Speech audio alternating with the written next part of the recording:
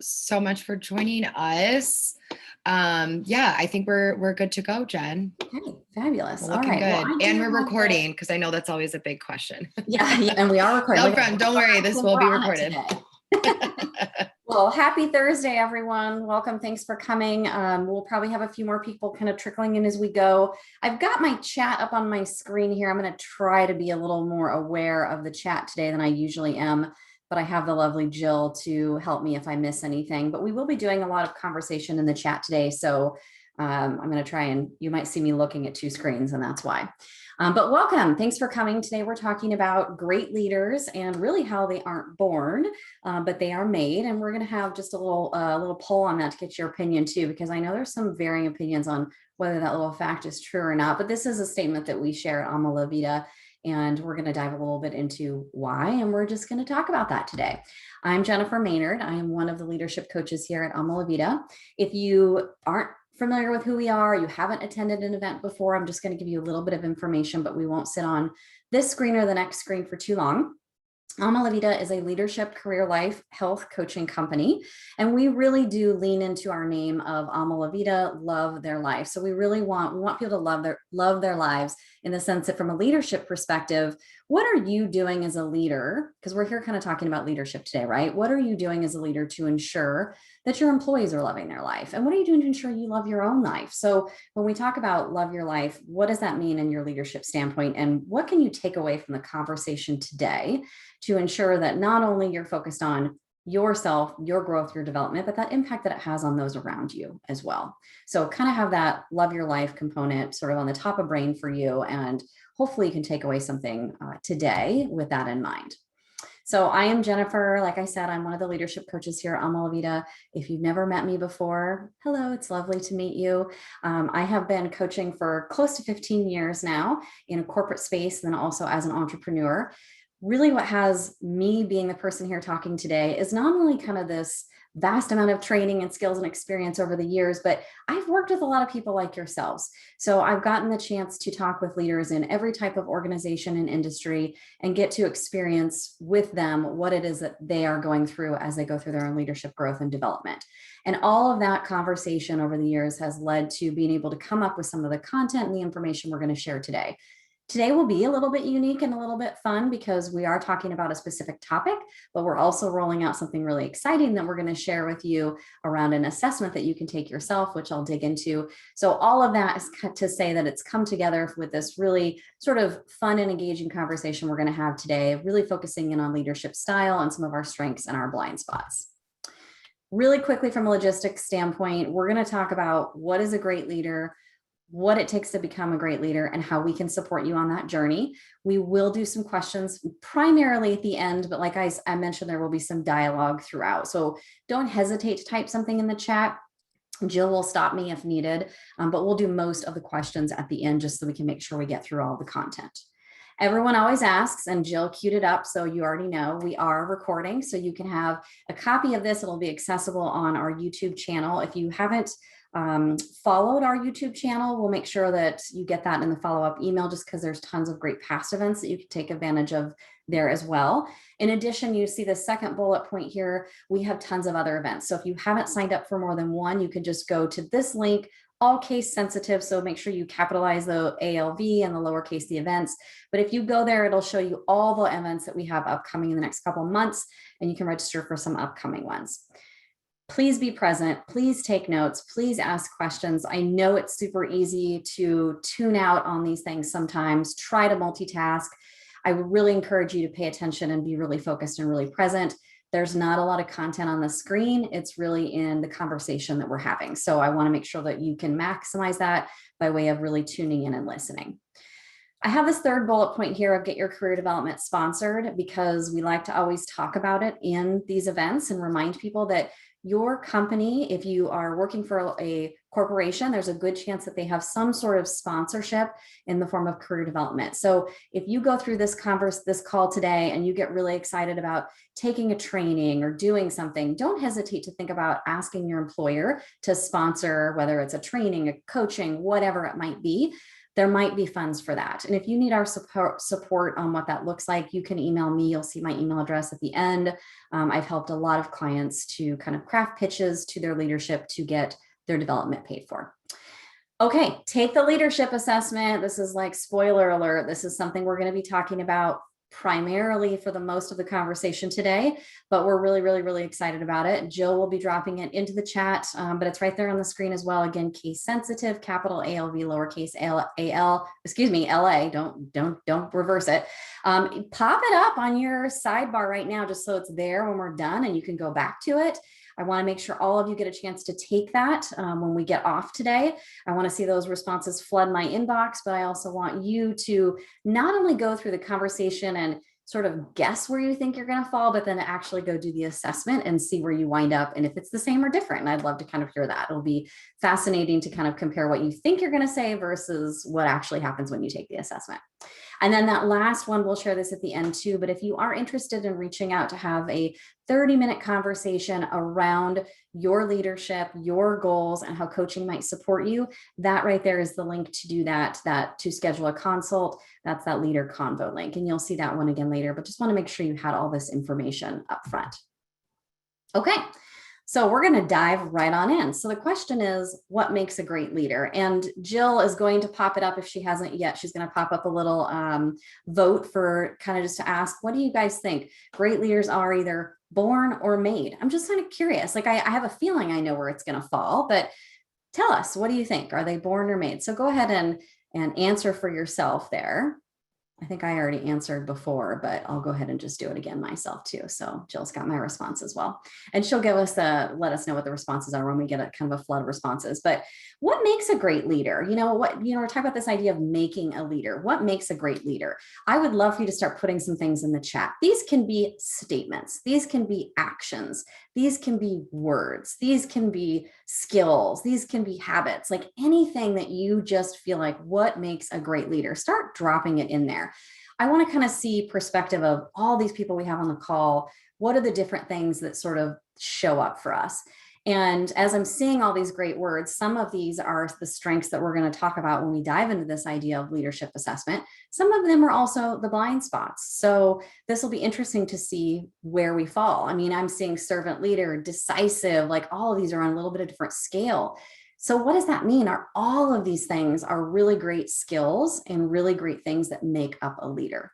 I'm loving all this vision, strategic thinking. Look at that, 96% made. I don't know if I've ever seen a poll that had that high on one side or the other. It's fascinating, right? It just goes to show us that when it's something like leadership, although there can still be that variation, right? There's 8% of us who say born, and there's probably a reason for that. Even with the born component, maybe it's something like someone who has a natural tendency to be a certain type of way, right? But that doesn't mean that they can't even themselves elevate, groom, or grow a skill. Okay, we're getting some awesome stuff in the chat. I love all these words. I may have to even like go copy paste all of these later and just take a peek and see what there is. This is great. So emotional intelligence, power, servant, empathy, strong and understanding. So great, great stuff. If any of you are looking for some good words to put on your resume, maybe right there, like scroll up and start copy pasting some of those and see what stands up for you. There is no right or wrong answer here in the sense that all of these absolutely are a component of that. And that's kind of what makes this conversation so fun. So I mentioned earlier, we're going to be talking about this new leadership style assessment. And what I want to specifically hone in on today is two different types of leaders. So I'm just going to do a quick forward and back.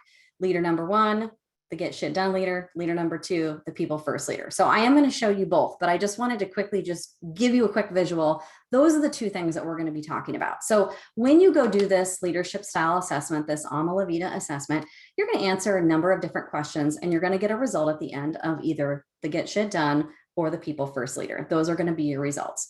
And what I want you to do is take a look at that after you've done it and see if it resonates and makes sense based off the conversation that we're going to have today. So I'm going to talk about both of those styles, and then I'm going to talk about which one's right, which one's wrong, which one's better. We're going to dive into that a little bit too. So keep that in mind as we kind of walk through some of this content. And again, don't hesitate to continue typing some things in the chat or asking questions as they pop up. So the first one I mentioned is the leader number one, and they're not in any order.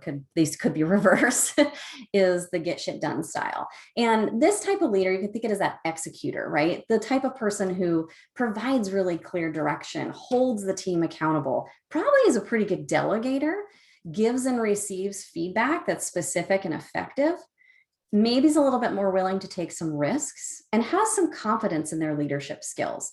So just really quick, I know you don't know both of them, but those of you on the call, how many of you kind of see those strength bullets in there and go, oh yeah, that resonates with me, and just type yes or no, either way, right? Does this maybe feel like me? Does this not feel like me? Just from those, what is that, 6 strengths. Be interesting just to kind of see just right out of the gate, which ones.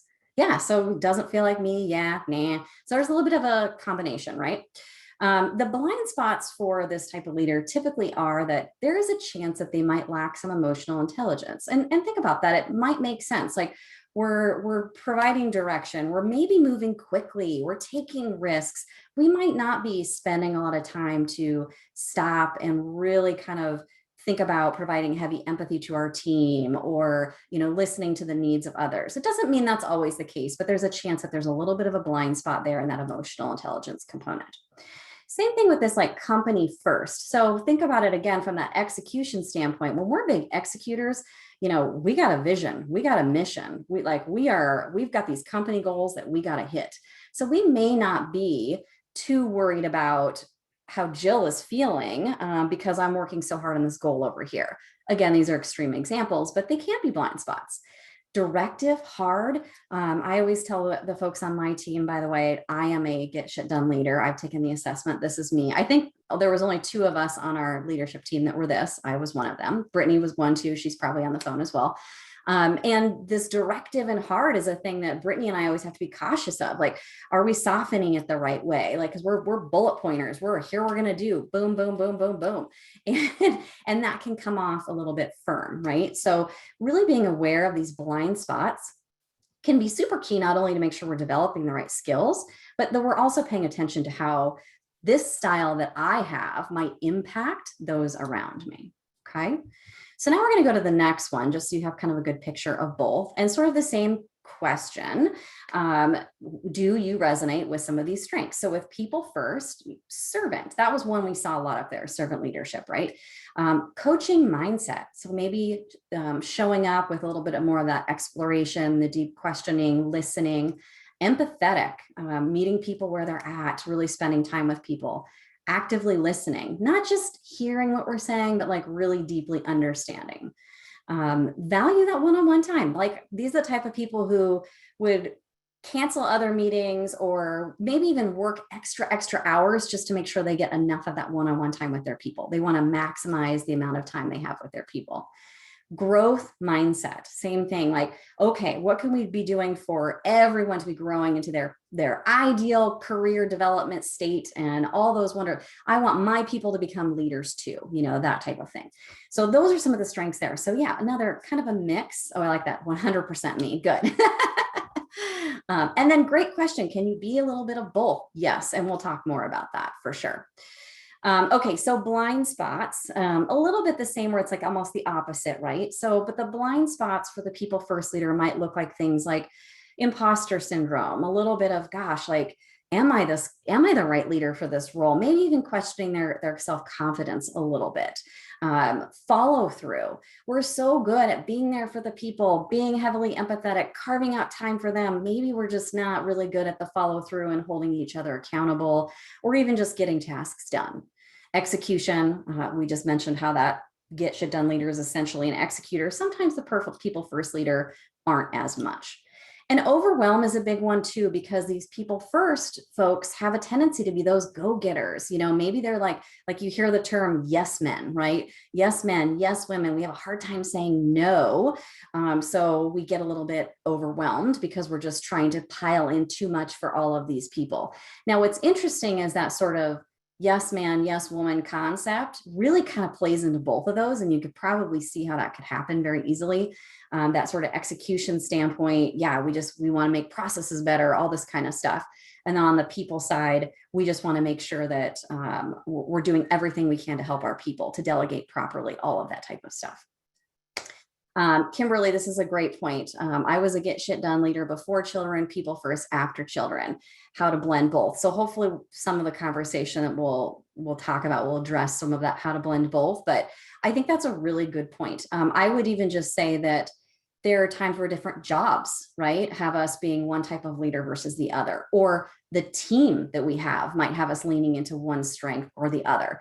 So what's fun about these types of assessments is they're truly just this sort of snapshot in time. It's one reason why even like a Strength Finders or a Hogan or any of those assessments are good to kind of do, over time and see how you develop and see how you change, not only within your own leadership style, but based off of the company that you work at, just all of those things. Kids, no kids, all of that. Like life changes, we change with it. But it's fun to do this one even with your team so that you can have conversation about what type of style are my employees? How do we work better together? We did this, I sort of alluded to this a moment ago, but we did this with our leadership team. So Jill was there, Libby was there, Brittany was there, Nicole was there, John was there. Anyways, point being, we all did it together and we went through and talked about what our styles are, which of these strengths and blind spots resonated with us, and then how we could partner our team better. And Brittany made a great comment about how for her, it was great to just see these very specific strengths for the people first side, because she's the get shit done side. When she saw that people first side, it would kind of give her that insight of, now I know who to pull on when I'm struggling with something. If I need a little bit more of that empathy or something along those lines, I know who to kind of grab, or who might know a little bit more about X or Y. So it just kind of generated some good dialogue between us to know when we can pull on each other, when we can support each other. So when you take this assessment, don't hesitate. Like I said, it's 10 minutes, it's free. Do it with your team. Ask your team to take it. Ask your other peer coaches to take it. Anyone that you're sort of partnering with regularly, it's a great way for you guys to kind of look at it together and see how you can support each other. Okay, so I'm going to segue now a little bit into what we've kind of been hinting at into the chat a little bit, which is the which is right. I'm sure that there's times where it feels a little bit like there's a right or wrong answer to these. And some of it's funny, I've talked to some of the people who come out with the get shit done style, and they're like, I was trying to ace this quiz. Like, there has to be a right answer. Isn't there a right answer? It's not that type of a thing. There is no right or wrong answer. And in the reality of the world, we want a little bit of both these types of people anyway. So Jill, I don't know if you want to pop up, if you have the ability to pop up kind of that second one, but given those kind of that overview that we had of the strengths and the blind spots between those two styles, which one do you think you are, kind of is the question. I already know which one I am, but I'll still go ahead and answer anyways. And if you've taken it before, same thing, just answer what you are. But we're going to get into this. So which one is right? And even Coach Betsy's on the phone. She said, my clients are loving the combo of the affirmation and seeing where the work to be done. So I'm liking all these comments here. Yes, you need a balance, both and question mark. So the both and question mark, Monica, that actually brings up a good point for me too, because let's face it, guys, there's probably more than two, right? There are other ones that are missing here as well. There could be other components. This is just to sort of generalize and summarize and get us as narrowed into two buckets as possible. All right, so everyone's kind of saying all the right answers, right? A little bit of both. And there's probably times where we definitely know we need to lean in more to one than the other. One of the things we talk about a lot, especially if you've been to some of our events in the past, is when to wear the manager hat, when to wear the coach hat, when to wear the trainer, the consultant, like which hat am I wearing and how am I showing up? Because every day and the tasks that we have and the projects that we work on, we do have to show up in different ways. Sometimes we have to show up as a coach. Sometimes we have to show up a little bit more directive as a manager. This is where you'll be able to kind of lean in to which style makes the most sense for me right now, and how can I leverage those strengths in order to be the most effective for the situation that I'm in. But yes, the reality is that we want to be a little bit of both. A real, what we call like admired leader or ideal leadership state is this ability to do both. And maybe even reflect on a time, if you can think of someone over the years that you've worked, maybe you reported to them or you just observed their leadership style, someone you've worked with though, and you've seen them as being like, wow, this person is just such a great leader. And there's even possibly a chance Oh, good. Looks like we're split about 35% get shit done, 65% people first. Great. Okay, cool. Well, it'll be great to see when you guys go take it, if it was right or wrong. That would be kind of like quiz number 2. We won't be able to do it, but feel free to hit reply and let me know if it was the same, if you said the same thing. But think about someone you've worked for over the years that you kind of went, man, this person's a great leader. And maybe you couldn't even really put your finger exactly on why. Like sometimes we just can't, like, I know they're great, but it's a feeling, right? Like it's in my gut. Usually they're this great combination of both of these things. They're someone who shows up, executes, gets stuff done, can hold people accountable, gives great clear direction, but also does it with that empathetic pull, and from that servant leadership and coaching standpoint, asking people, helping people to get there on their own.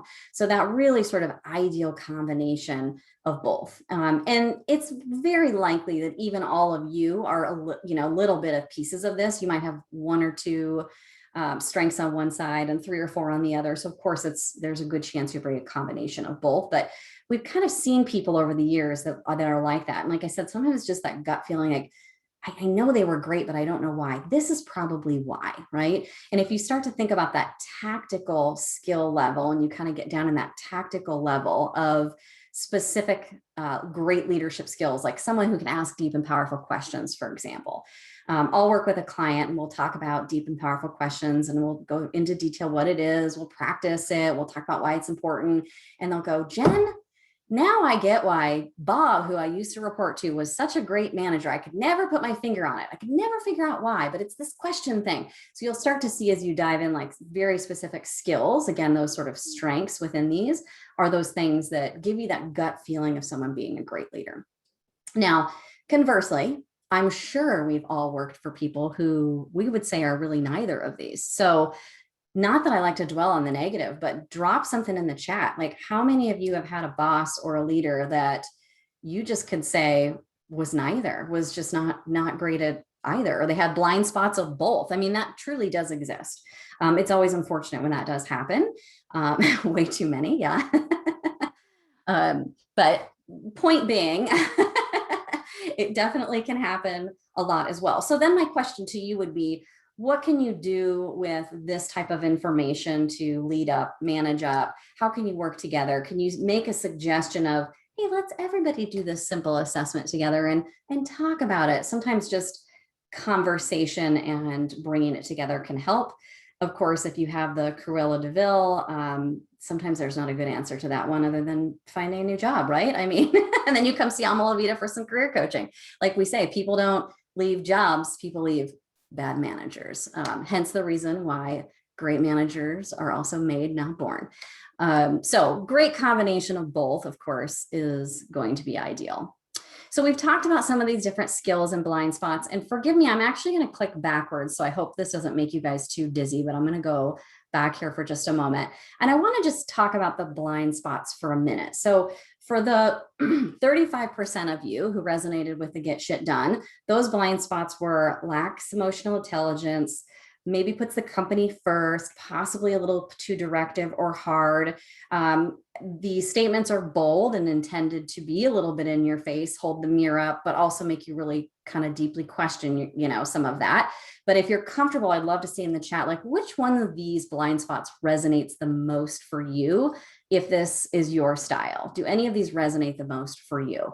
I know for myself, that directive piece is definitely one of the ones I have to be a little bit cautious of, and just make sure that I'm not being overly directive when I'm doing that great job of providing clear direction and holding the team accountable. How do I make sure I balance some of that? And then same kind of question here. I'm going to flip over to the number 2. Those of you who are the people first, which of these blind spots resonate with you a little bit more? Do you suffer from a little bit of imposter syndrome? Is follow through harder for you? Maybe that accountability piece. What about execution, overwhelm? Gosh, I feel like so many of us right now are in that little bit of overwhelm and burnout sort of area. So yeah, what's resonating with you the most? We had a great question, Joanne. What is imposter syndrome? So Jill, can we take a note to maybe let's add your imposter syndrome training to the follow-up, just because I think that would be good. We'll give you the link to that in the YouTube channel, just because I don't think we'll have a ton of time to get into that today. But I'll just, even like from a leadership perspective, and kind of what I mean here, I'll give you just like a simplistic sort of example. Sometimes with imposter syndrome, we're essentially questioning if we are the right person or we have the right skill. So I get put into a manager job. I'm a big people first person. I care about my people. Maybe I'm not as good at providing direction. Maybe I'm not getting as much done as, Brittany over there. And I'm starting to question if I'm the right person. Is this job really is Jen supposed to be doing this, or is Jen supposed to be doing something else? So very, very, very kind of simplistic response there, but we have a great training from Jill. We'll make sure to put that in the follow-up for anyone else who kind of wants that information. Okay, so I'm seeing a lot of imposter syndrome. So I think that's good to know, because that can even be something we can dive into on a future training a little bit more, is this idea of imposter syndrome, very specifically related to leadership. Let me ask those of you who've said it, because a lot of you said it, how does it feel when I say the word confidence? Do you feel like you have strong confidence in your leadership skills, or are you questioning the confidence of your leadership skills? If you're comfortable kind of putting that in the chat too, I'd appreciate that, like strong or questioning, or don't have any. There you go. As I adapt, I get uncomfortable. Ooh, uncomfortable. Yeah, that's such a big one. Questioning it. Yeah, very normal, right? Especially when that imposter syndrome thing is pulling on us a little bit. I think we're all kind of working on confidence all the time. It's like a muscle, right? Or it's like the snowball that rolls downhill. Every time it rolls, it picks up a little bit of a flurry along the way, and the ball eventually gets a little bit bigger, but definitely something to keep working at. And then not only that, things change, and I feel like we start all over again. Like, oh, you have a new job today, or you got 3 new people on your team, or we reorged you, or something.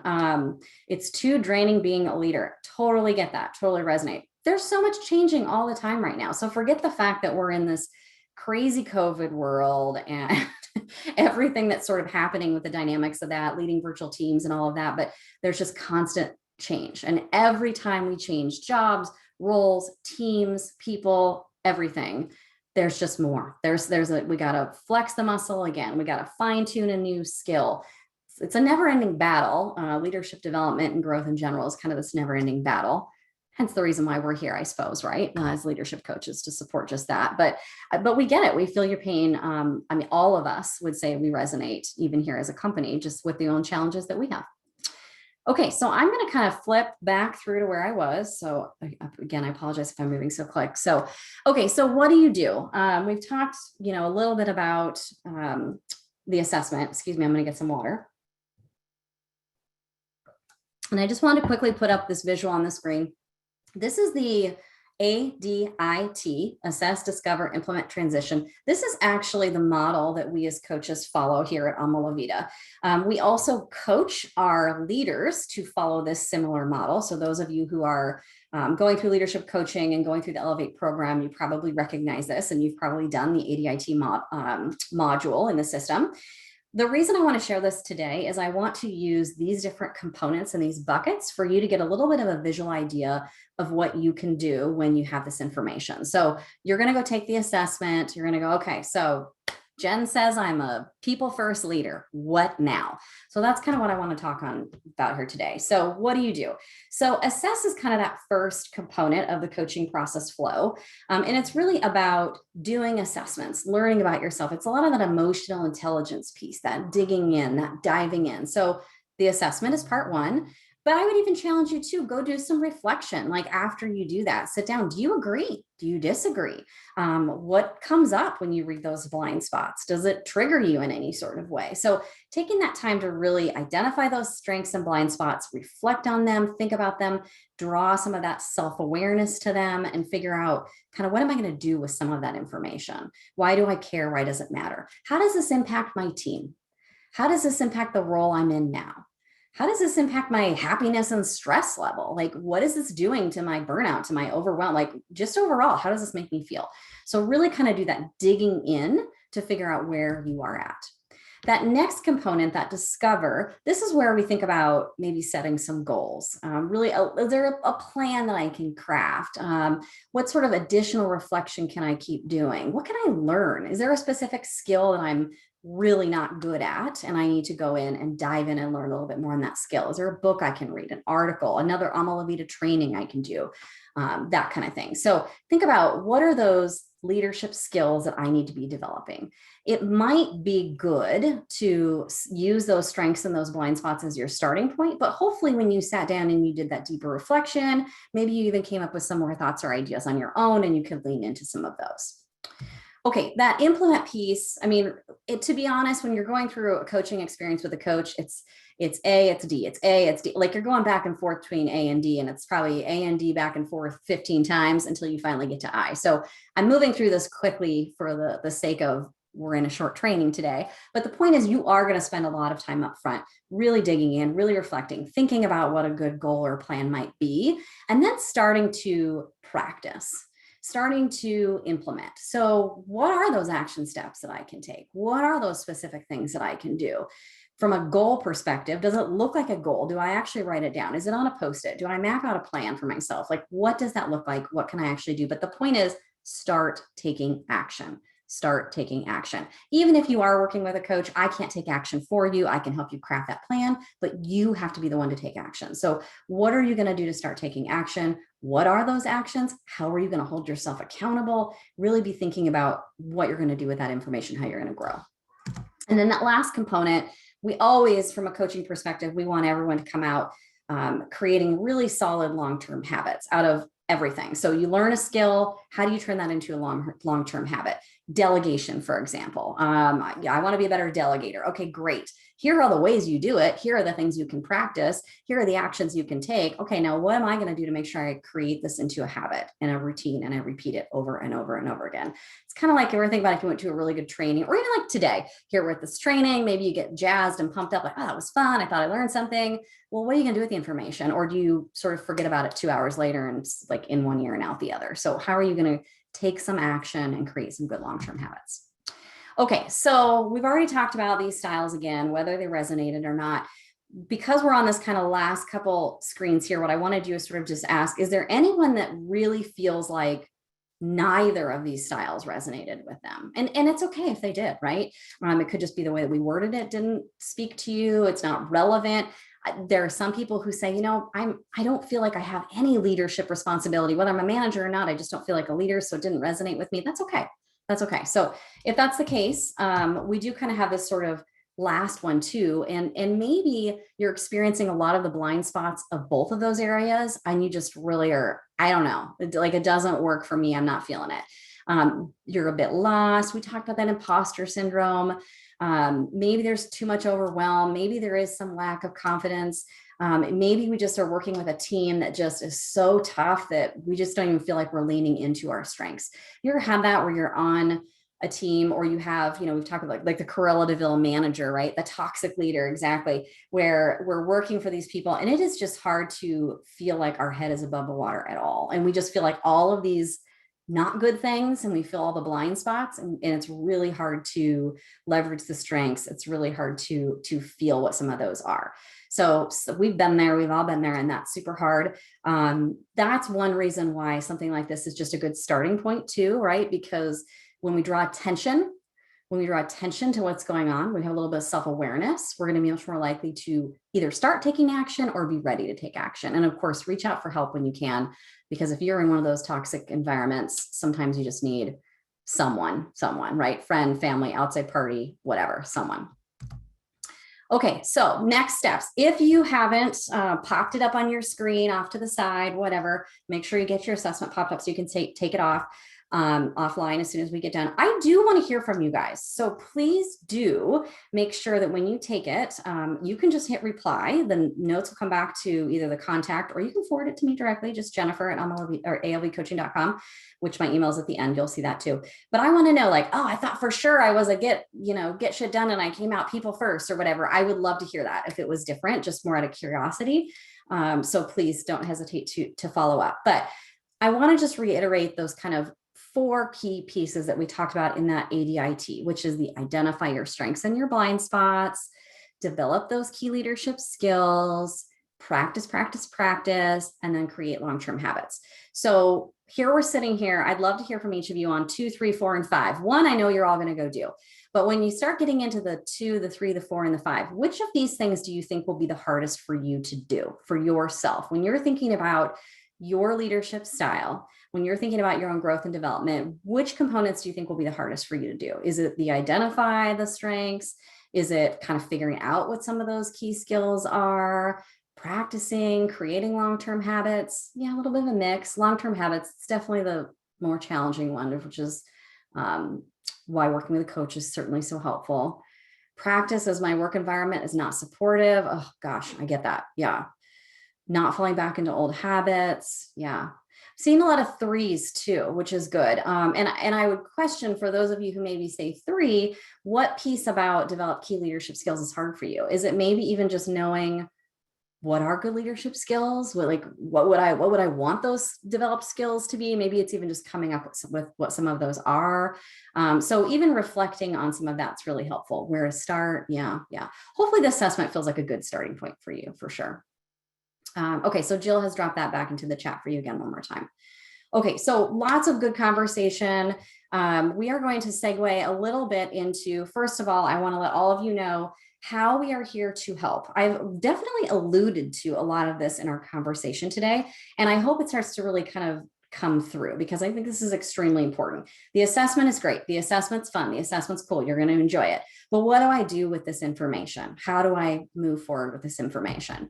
So we want to make sure that you know, and I shared this link at the beginning, that please, if you would like to grab a free 30-minute conversation, don't hesitate to do so. In this conversation, you will talk to probably either Brittany or Lori, most likely. And I've mentioned Brittany a few times. So those of you who are get shit doners, you can resonate with her right out of the gate, because she is as well. Bring your assessment with you. And what she's going to do is ask you a little bit about some of your goals are. And maybe you can even reflect back on those, number 2, 3, 4, 5, which of those areas are the most challenging for you. And it might even be, I don't know what skills to work on. I don't know how to make these things into habits. So just highlight some of those things from our conversation that sort of stand out.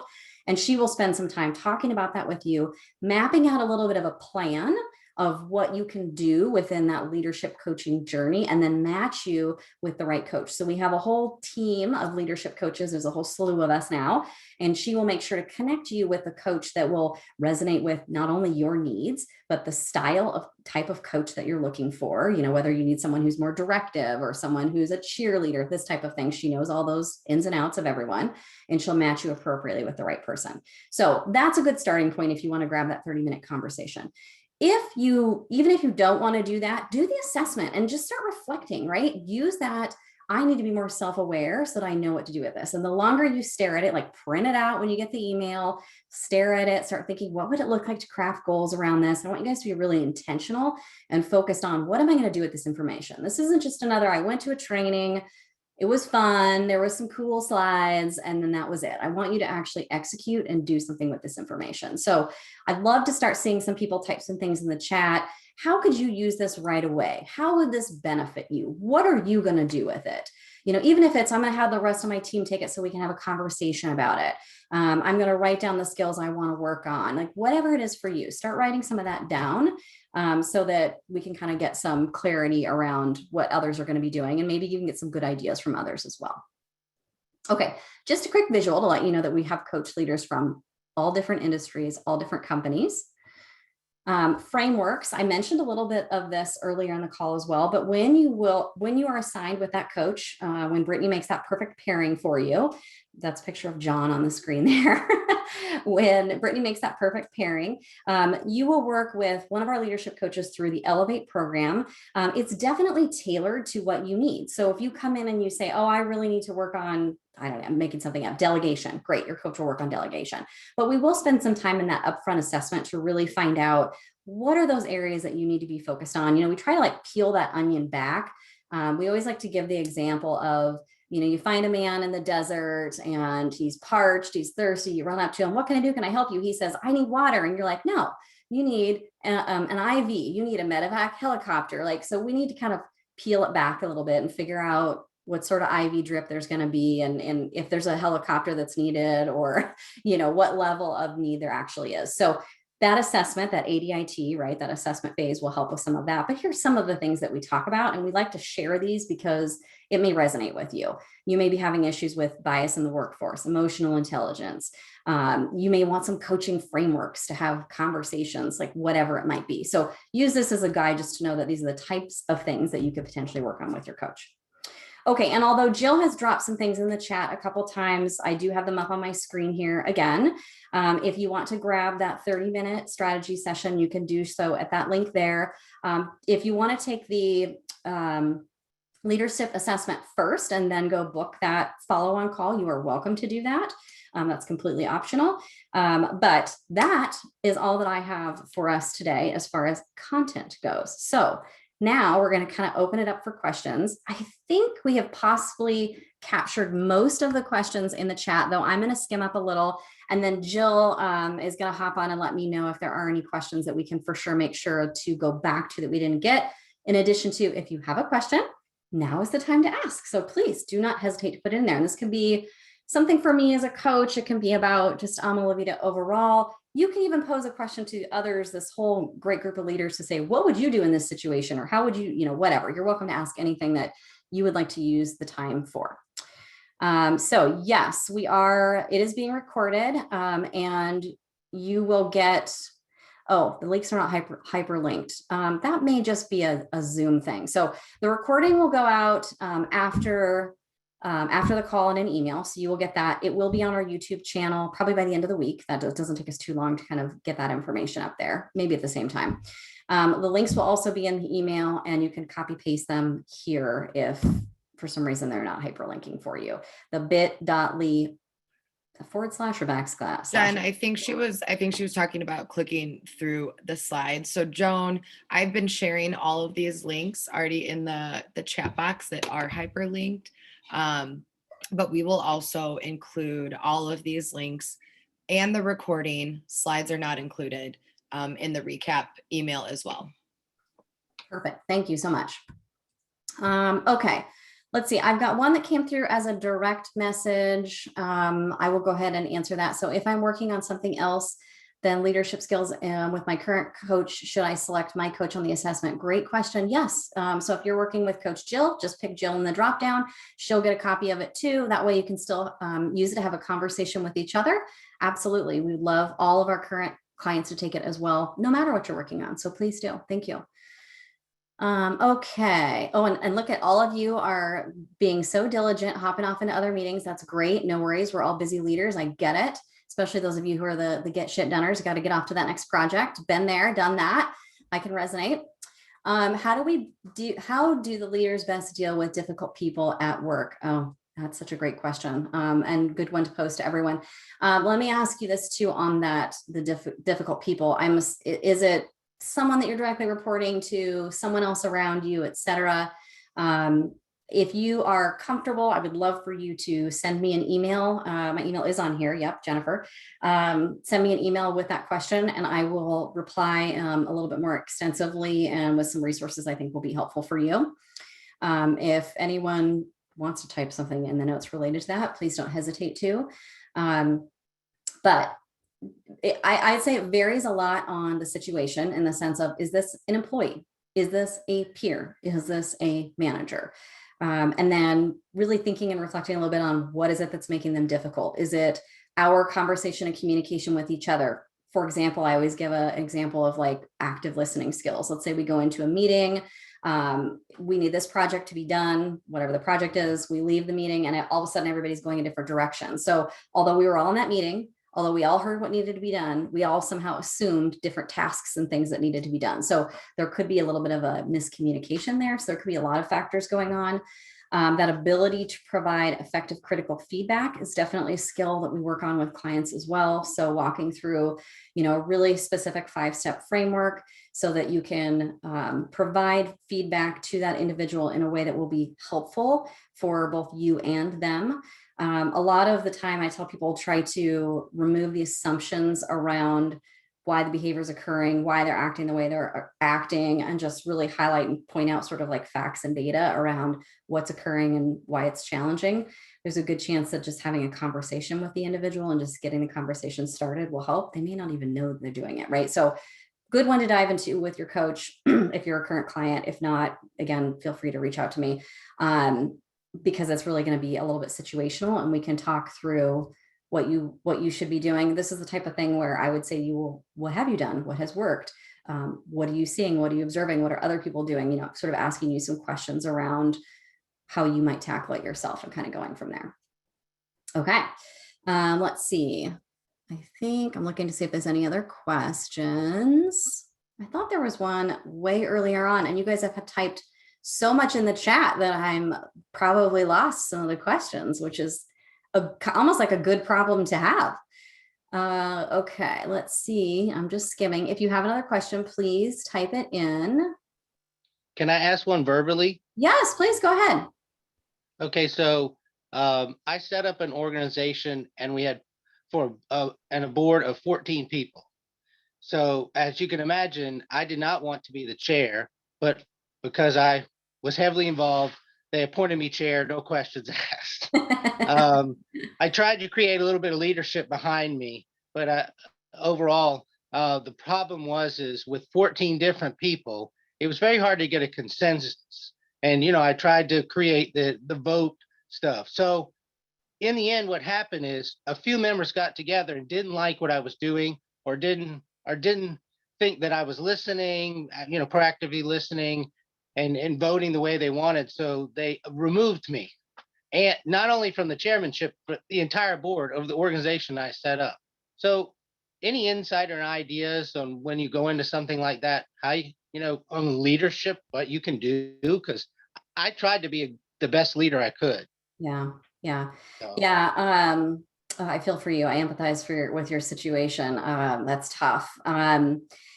What I would say from like a going forward perspective, right? From if this were to happen again and you were to do it all over again, a couple things. So first, if you and I were working together, I would ask you, I would say, well, what do you think you could do differently next time? So I want you to reflect on some of that. I'm sure you've done a lot of that already. Even things like, what have you seen be successful by others, that type of thing. Because the idea is we want you to come up with the answers on your own a little bit. But what I would say from like a leadership perspective, there's a great opportunity here to sharpen a lot of very specific skills. So I mentioned this a little bit earlier, where when we work with clients, we go through that program Elevate, and Elevate really coaches our leaders and managers to show up as a coach. So we coach people to show up as a coach.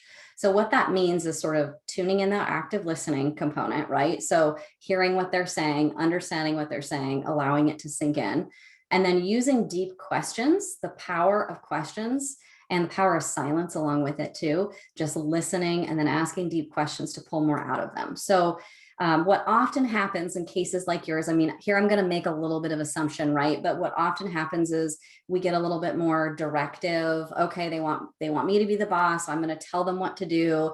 And it's like somebody's got to do it. Somebody's got to create the direction. Somebody's got to get us moving. Where a better opportunity might be asking questions to pull it out of them. It's kind of like, give you a simpler example too. Let's say we're having one-on-one, you're my manager. I come in and I say, oh my gosh, I have this problem. What should I do? If you were showing up as a manager, you would say, Jen, go do A, B, C. If you were showing up as a coach, you would say, well, that's an interesting problem, Jen. What do you think some of your possible solutions might be? And then you would get me talking about it. You get me engaged. You get me taking a sense of ownership around the problem. So it's can be harder in those sort of like group settings, like you're mentioning, where there's a whole board and a whole slew of people, but you still can use those same tactics, asking questions to pull things out of people, to get them dialoguing, to get them talking. And then maybe depending on what comes out, there's a different process for consensus. And do you create some group norms around how are we going to come to consensus when we aren't all on the exact same page? Okay, we vote or whatever, but you craft a sense of guidelines, a sense of rules, you level set, okay, here's how we are going to interact and engage together. And you create those norms so that it's not looking like it's you who's made the decision. It's not looking like it's your fault that we had to land on consensus. No, in the beginning, everyone said, if we can't come to an agreement, we vote. And that's the rule and that's the norm. And everyone said that that's how we will follow. Everyone can point back to that from an accountability perspective. and it doesn't put it on you. So it's really about engaging people, helping them to come up with ideas on their own, but then putting enough structure in place too, that it becomes everyone's responsibility as the group, not just your responsibility to kind of be in charge of everything. Now, I hope that was helpful, and I apologize for making so many assumptions, but I thought for the sake of time and everyone tuning in as well, that kind of to recap it and make some big assumptions in there, which I would never do in a coaching session. So I apologize if I made any wrong assumptions. That hopefully that was a little bit helpful for you, but great question. Thank you. Anyone else have one? You're welcome to come off mute too. Do we have some more down here too? I'll scroll down. I just realized I'm not at the bottom anymore. Okay. What do you do when there is silence when you ask those deep questions? Oh, great question. Well, first of all, sit in silence with them so that they're so uncomfortable, they eventually have to say something. So silence is like the greatest tool. Someone will eventually break that silence. Or they'll say, why aren't you saying something? And you can say, oh, I'm just waiting for your response, right? No, so the idea is meet them with that silence. There's a chance that the question is also, I would say, either maybe not deep enough. Yeah, awkward is right. That's the whole point. Maybe the question is not deep enough. So we could come up with examples, but you want to make sure you're avoiding leading questions, which might make them uncomfortable because, oh, I can see where you're going with this. You want me to answer a certain way. So leading question might be, we're in a one-on-one conversation and I say, employee development is really important. And it's really important for people to have a 10-year plan or where they want to go with their career. Just letting you know, would you like to work on your career development plan today with me? I mean, what are you going to say? No, like you didn't really give them a choice. Or, more specific would be like, you're trying to get them to go down a path to answer a specific way. Like, I have a project, I want you to do it my way. So I'm going to ask questions that only lead you down that path. It comes quite clear to people when you're leading them down a certain path and it makes them uncomfortable. They may not engage. Yes, no, because you're not going to get any good information out of that. So we want to avoid any like yes, no questions. We want to avoid questions that are really just not that deep, even if they're open-ended, like, how are you? Fine. I mean, that's almost like a yes, no question anymore. Like it's not engaging, it's not deep. So coming up with something that's a little bit deeper that will actually pull a response or information out of them. If you ask someone a really deep and powerful question, like, let's say they've got a problem, I've got this problem I need solved. And you ask a question such as, what are a couple of possible solutions that you might consider? And they just don't have an answer, you might have a whole slew of other problems that you need to address, right? So there might be some either mentorship that needs to happen with that individual to help bring them along, or if they are literally just staring at you and ignoring you, you need to start giving them some probably pretty critical, tough feedback on what that looks like, who that impacts, how that impacts their growth in the career, et cetera. Like I would say it sort of depends on the situation. Like, are they doing it spitefully? Like all that kind of stuff, but it could potentially give you a lot of other indications. But try the really deep and powerful question. Ask yourself, is this question deep and powerful? And then sit and stare at them just as silently until they answer. I know it's really hard. We have a natural tendency to want to fill the air with words, fill the space. And it will be awkward, but it's a really good tool to get them thinking. I mean, as coaches, we do that all the time. We throw a question out and we just stare and we just wait. And there are times where we wait a long time. And then usually someone will finally come up with something and it leads us to the next thing and it leads us to the next thing. So it does happen to the best of us too. Okay. Let's see if there's is there a tool module that helps one ask better questions, sharpen that skill? So yes, Joanne, are you a current member? I don't know if you have time, if you're available to type. Yes. Okay. Yes. So you can do the Elevate program with any of your coaches, and there's specifically a module called Deep Questions in there. I know that's really obvious. And regardless of who your coach is, all of the coaches are really good at supporting what a good question is, and even just having a conversation around what a good question is. And if you have some specific examples that you can bring forward to your coach as well, even if they're not like a quote unquote leadership coach, but you said, hey, here's an example of a time I wish I would have asked a better question. What a good question might have been. You guys can kind of brainstorm and come up with one together, because that's what our coaches are great at. But yes, you can use the deep questions. And I would say active listening partners really well with it if you want to do those two together. And that's in the Elevate program. Okay. All right, good. Any other questions? And again, if you would like to come off mute, you are welcome to. Might I ask another one if no one Please else has? go for it. Yeah. All right, so this is on the flip side. Thank you for the other insight. Sure. So I had a chair of the overall board, and I was chair of one of the committees, very important committee.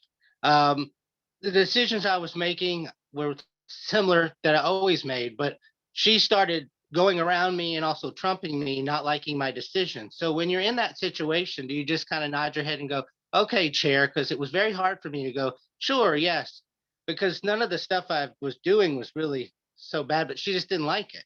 I mean, I was trying to figure out, how do I not make this a bad situation? So in a leadership, I was in a leadership role with my committee, but she'd even showed up to our committee meeting trying to almost take over. Yeah. What do you do then? Well, it's a great question. So I would say, honestly, it's a little bit of using the exact same skills. It's the deep questioning. You can do all of the same stuff leading up that you would do leading down. So, if you're actively listening to your team, you can find a way to reverse it and get them to actively listen to you going up. So everything that you do down, you can do up. So, but it's a lot of the same skills. It's the deep questioning. So it's, oh, this is interesting. We're going to be focused on this today. Like, what are some possible scenarios? What do others think? Tell me more about that, any of that kind of thing. So the idea is you're kind of getting others to engage as well. You're drawing more information out, and you're using questions to explore the situation.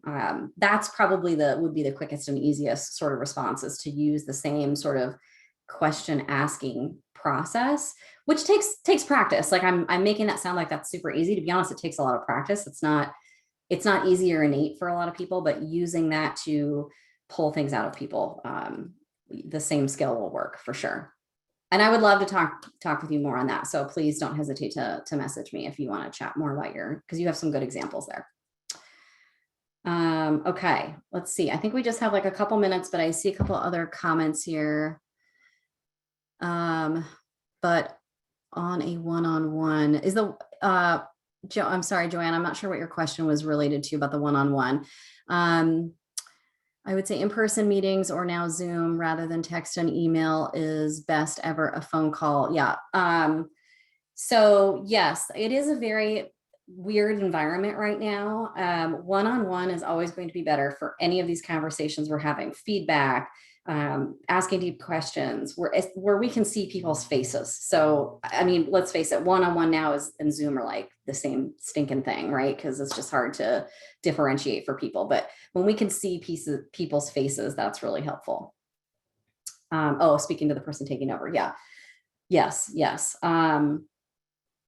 What can be challenging in these group settings is that there are so many people on the call. Like right now, how many boxes are on the screen? Like, how would someone jump in, and how would someone be able to really effectively engage? Sometimes it's hard when there's a lot of you. So that's where I go back to like the group norms. How are we going to effectively run this meeting?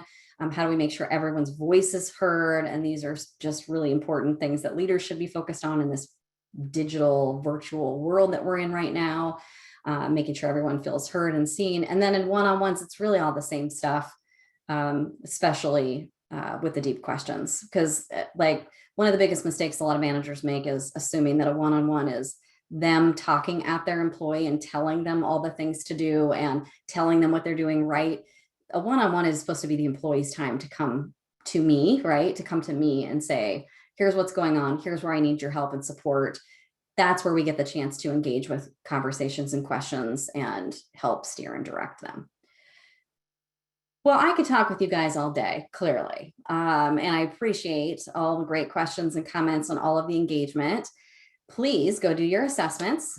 Please go grab your conversation with Brittany, the leadership coaching strategy session. I think you'll really enjoy that. She's looking forward to talking to everyone about their assessments and diving into what their skills are. And then you'll be matched, like I said, with the sort of the perfect leadership coach for you, whoever makes sense. We've got a great team of coaches right now.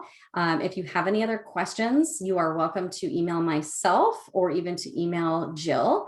We are here for you. We are listening. We are here to support you however needed, and we'll point you in the right direction or get you the right tools and resources if we didn't get every question that you have answered today.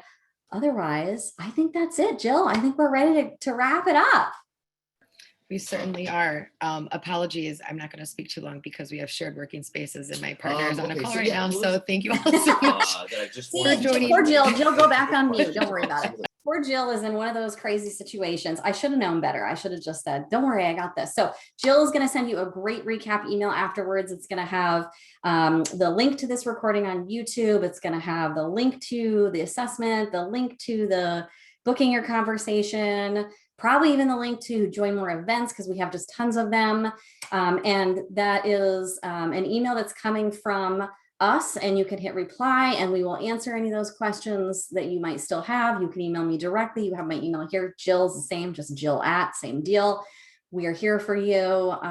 Please go take your assessment. And I want emails from people telling me that they agree or disagree with their assessment after they saw this. I'm just dying to know how many of those folks got the same response. So I look forward to seeing a flood of those emails from everyone. All right, more to come. Jill will send you out that recap and we'll see you at the next event. Everyone have a good one.